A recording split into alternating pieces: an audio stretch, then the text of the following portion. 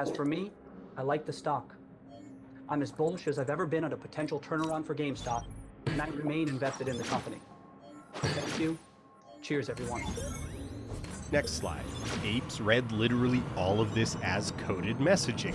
I like the stock became a shibboleth to signal commitment to the cause of MOAS.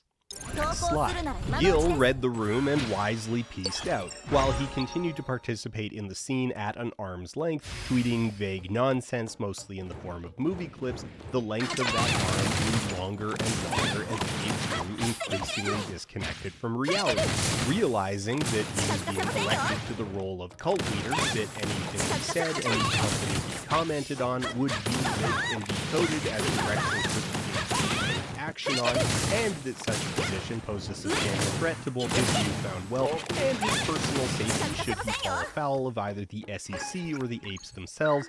In late June of 2021, he unplugged his social media entirely and disappeared from the public eye. Next slide. Gil has been retroactively recruited into every twist and turn in the evolving ape lore.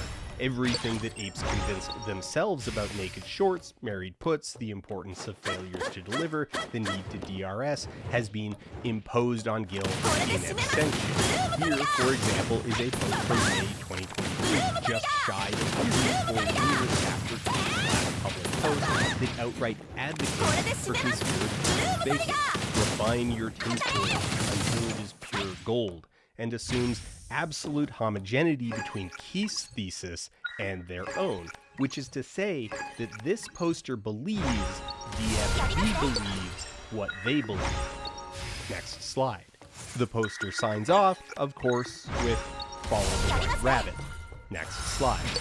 Although he almost certainly sold most, if not all, of his stake in GameStop and rode off into early retirement to raise his family, Apes remain convinced that he's still out there, hodling to this day, cheering them on from afar, if not guiding them from the shadows via Reddit awards.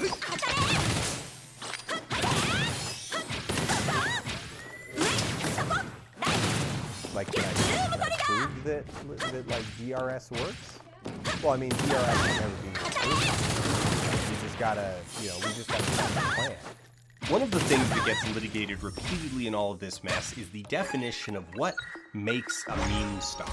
I've actually got a conspiracy-laden email in my inbox that hinges off this.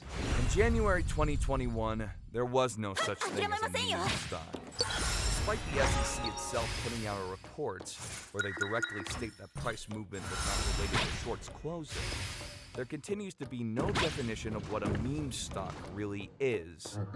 However, examples of meme security apparently AMC and BBY. The term meme stock is like a tactical decision to derive investors, not directly ostensibly in order to avoid bringing more attention to the company success is a meme threatening financial.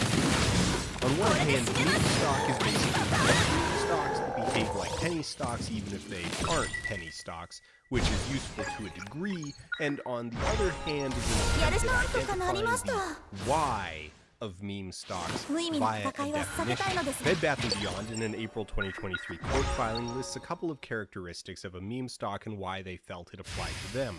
The two characteristics that they identify are a general narrative of the company and nostalgia value. That's kinda a workable definition, but to cut through the noise, part of the problem of trying to pin down what a meme stock is that it's fake. A meme stock in 2020 isn't the same substance as a meme stock in 2021. The original meme stocks in the fall of 2020, AMC, Nokia, GameStop, BlackBerry, are defined by a gleeful contrarianism. It's not that there's a narrative of a company in trouble, though that is present in some cases. And it's not the nostalgia value, though that's also somewhat present too. Those were not the leading motives. What made a meme stock in 2020 is that aggressively, publicly, buying a stock in a failing company past its relevance is fun. The thing that truly separates a meme stock from every other garbage picker is that the act of buying, in and of itself, becomes a combination of absurdist performance and inherently dignified exercise. In 2023, though, that wave has crested and broken. The joke is over, but the investors are still around, and as we'll see, the gleeful contrarianism is gone, replaced with stone-faced dedication to a perceived cause. So, what is a meme stock? It's a stock whose play rests entirely on a concocted narrative of a storied American company under assault that serves as a proxy battleground for the fate of the American economy, the vessel through which the true believers will manifest their apocalypse and rebirth the world into a golden age. It is a stock that is against Moab. While any stock with a high short interest potentially meets this criteria, ultimately 3 businesses will rise to the top to become the canon stocks: GameStop, AMC Theaters, and Bed Bath & Beyond. Now, companies tend to have high short interest because they're in bad shape. Declining market share, lackluster product, poor reputation, loaded with debt, and probably the number one reason, they're unprofitable and not making money. So, it's important to note that the self-selection process here, the thought process created by the theory of Moab, is going to intrinsically lead you to invest in bad companies. Yeah, so I've thought about writing a Bbee. I mean, like, check out all the rewards you get. It's pretty long, you know, but like, that's good, right? Like, the longer it is, the more due diligence. Following the vote, the apes were faced with their own fork in the road. Either they accept the results of their own test and acknowledge the prospect that they made a mistake, or they preheat the oven and prepare to bake justifications for why the overvote didn't occur. You don't need to be told which way they went. After the June 2021 shareholder meeting, there was a seismic shift in the tone of Superstock. The goalpost shifted and damage control was gained. Immediately began to circulate that an overvote was never going to be unveiled by the meeting, and it was in fact foolish to expect it to. Conspiracy theories formed to explain the lack of evidence of the conspiracy theory. Some apes were prevented from voting. Brokers normalized their vote counts before providing them to GameStop. GameStop isn't allowed to admit the overvote occurred. Whatever explains away the negative test result. The previous months of research became shockingly malleable, being rewritten the instant it produced an unfavorable result. And within a few months, history had just been straight up rewritten. The experiment did demonstrate the overvote, but nothing came of it. This is ape research, and it's worth an examination in its own right. Due diligence is the process of gathering a folio of data on a potential investment that explores the whole package. The company's financials, the state of their competition, likely technological or societal changes in the near future that could impact the course of the company for better or worse. How many people on the planet even theoretically want this product? It can get as intense as hiring someone to drive out into the woods just to make sure a mine actually exists. Because this is a real thing real investors do with a fancy sounding name, it quickly became an entire genre of post on ape forums. There is a delicate line for us to walk here. Learning and collaboration are good. I would love to stand here and tell you that apes came together and taught themselves how to invest and better each other's lives. It's a great story. Indeed, that's how the apes do it. But this is not that. This is something very different. Making money on the stock market isn't difficult. A fish can do it. No one going long on biotech has a plan. But apes don't want portfolios that outperform the market. They want to manufacture events that cripple financial institutions while flipping off regulators. So ape due diligence, or DD for short, is rough. It is mythology cloaked in the veil of research. At the base layer, the first generation of apes have self-selected as victims of a pumpkin death. It's a bad starting point because these people have demonstrated a lack of familiarity with the subject matter and poor judgment. Like a lot of victims of stock scams, many of them were denied a good education, and many have a poor grasp of English. As a collective group, they were beamed on Keith Gill's YouTube channel, daily discussion threads on Wall Street bets, and very simple rhetorical signals. That's the kind of material they're trained to take in, and they still largely took it in by declaring, "I'm just a smooth-brained ape. Can someone with a few wrinkles explain if my tits should be jacked?" Rhetoric and the broad strokes are what matter. You need to understand that shorts never closed, you gotta book rather than plan, and you need to hate Ken Griffin with every atom of your being. But paradoxically, apes sincerely believe they are collectively the Michael Burry short that has yet to be written. So while the details are relevant, they are driven to not research, but to original. The majority of this currently seminal DD was written by apes who joined the community well after January. Many being verified people who would be writing essays on securities fraud within 2 weeks of making their first trade. We know this because the authors will just flat out say it. Posts will often open with a short summary of why the author shouldn't be trusted. They will often admit that they barely understand the documents they're paraphrasing, but have attempted it anyway for the benefit of the community. The pitfalls are obvious. Like your standard breeder crackpot, apes are educating themselves to specifically solve a big problem. They are pursuing their chicken tenders. When they skipped the first 3 textbooks on finance and went straight to short squeezing market capital, they skipped over some fundamentals. But you won't find Ken Griffin's strategy in an open access course on risk management. Rather than backtrack, apes forged ahead into increasingly complex material looking for the truth. Like some of the crap we had to read. Furthermore, the lender is being asked to accept the new not the simple pledge, but one which supports pass-through, a security agency of intangible property. The history of developing new securities purely intangible property is one that might give pause to even that rara avis, the adventuresome lender. When dealing with documents this intense, written by and for professionals, the only way a layman can deal with it is through decoding techniques. You pull out a fragment of a lecture or thesis that you make sense of and treat it as the diamond in the rough. The rest is interpreted through speculation, rippling out from that fragment. It's a very unsound way to approach research, and these people then immediately present to the class. Analogy is a favorite of the ape author. Analogy in academia is used to bolster the substance, but since the apes introduced these ideas through the Big Short, analogies are load-bearing, essentially using the same language as Margot Robbie, like you're expected to act on it. It's not just lightly important entertainment, it is, in fact, financial advice. If the rocket is launched without preparation, it will bring down the whole fucking base. While the small explosives are going off and smaller players are going under, GME will have a lot more volatility. The powers that be will try to dampen that volatility as much as possible, since even a small ignition could set this bitch off. I believe the plan is to do controlled detonations until GME is the only explosive left to set off. Computer share works a bit like a heat lamp, and what that actually means is an exercise for the reader. Their thought process is so shamefully reverse engineered that they need to make a joke out of the confirmation bias just to guard against that very real criticism. An unbelievable amount of their primary sources for the mechanics of clearing and settlement come from random emails to the SEC from 2003.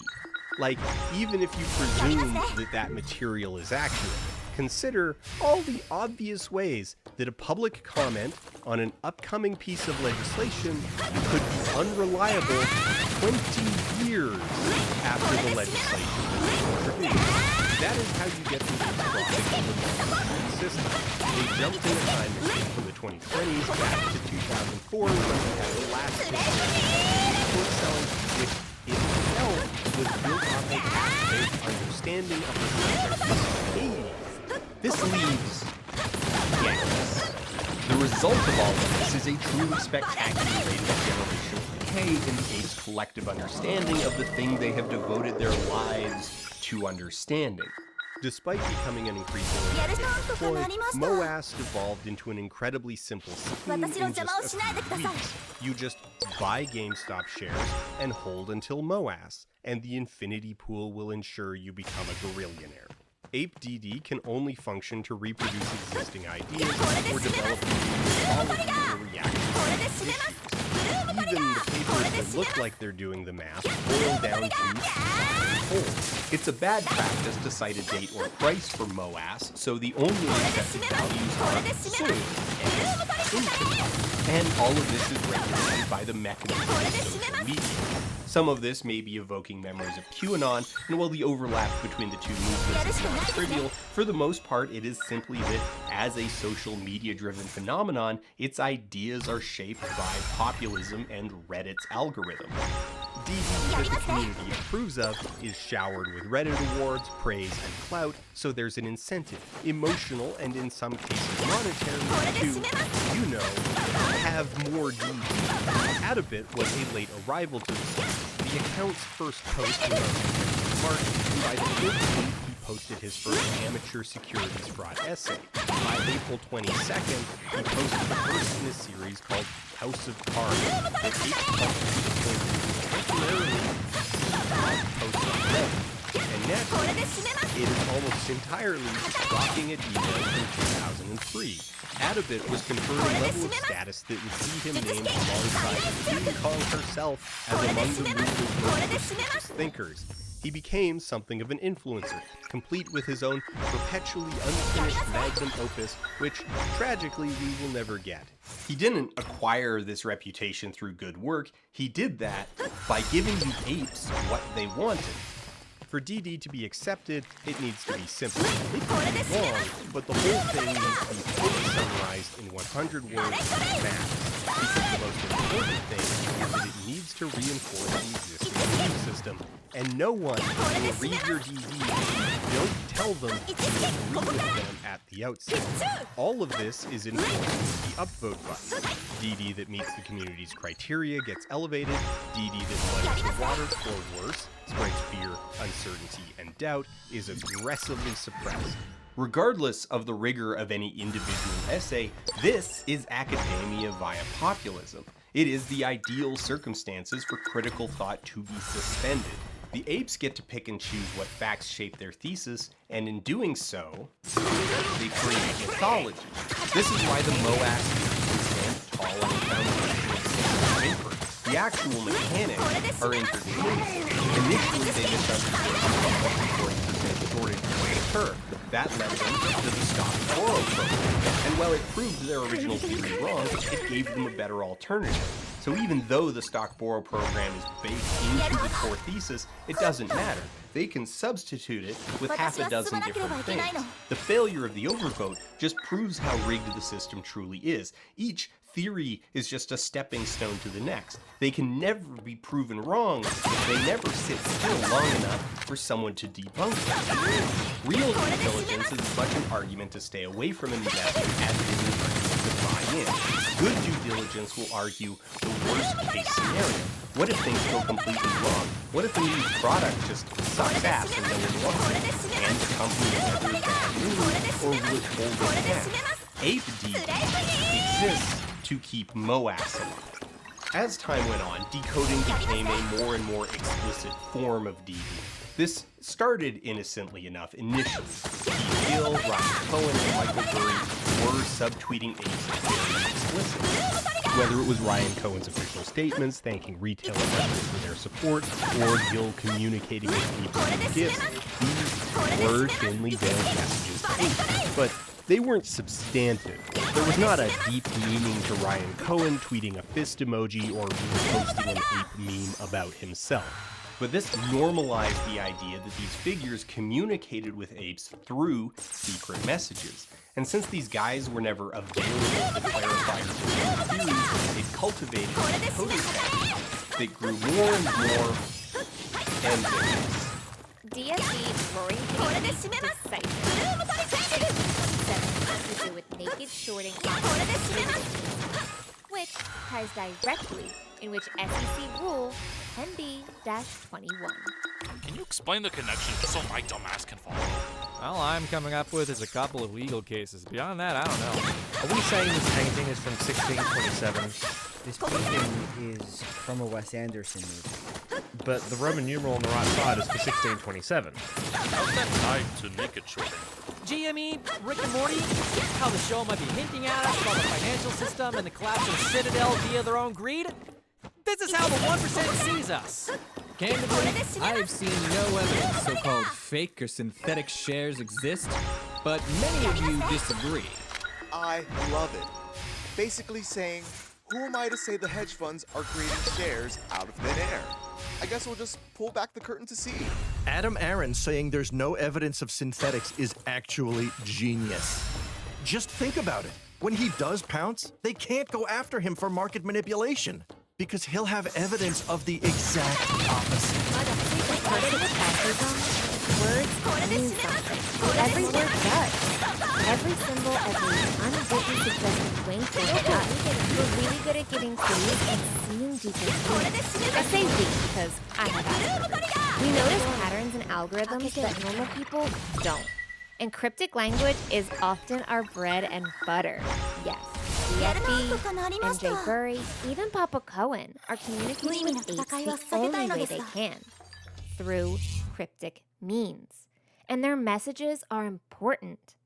Remember, every word means something to an artist. No surprise that by June, Keith Gill stopped tweeting altogether. It got to the point where AMC CEO Adam Aaron dropped his phone and tweeted out a single M, and apes became fixated on decoding it. Despite Aaron's efforts to dispel the fervor, Aaron's statement just fed into the idea that the M was significant. Yesterday, I tweeted an M by mistake, but many of you thought I was being less than candid in this guide, and that the M must have meant something.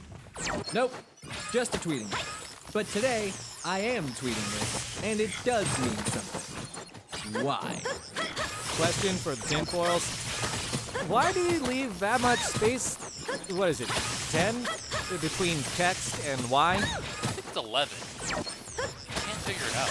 Ryan Cohen, the chairman of the board of GameStop, took one photo with notorious corporate raider Carl Icahn, the guy Oliver Stone based Wikipedia's Good Gecko off of in 1987, which immediately cast Icahn as a savior figure in dozens and dozens of DBs. As conspiratorial techno-cycles became more popular and more dominant on those boards, the line between vetted and speculation began to blur. Now, the solid AFDD was already built on the same foundation of sand as outright speculation, but there was still a clear shift over time. After the fifth shareholder vote, naturally more and more radical changes required. All of these people answer the same question. Where's the evidence of the fake shares? Why aren't we seeing the answer we expect to see?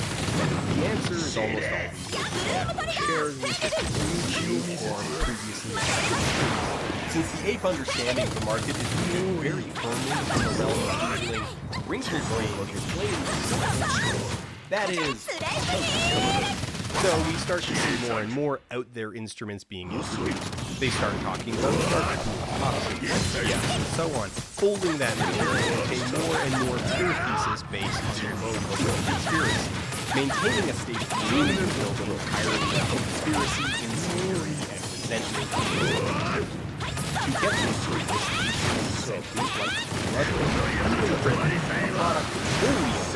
sentiment is more tolerant of bad news than apes because they are nominally willing to engage with reality as it exists. They'll spin bad news like the collapse of FTX as good for the ecosystem as a whole, pretending that it's culling out bad actors, but they don't deny that FTX has gone sour. Since MOAS is basically a fantasy untethered from any real business fundamentals, the reasons to not buy in get longer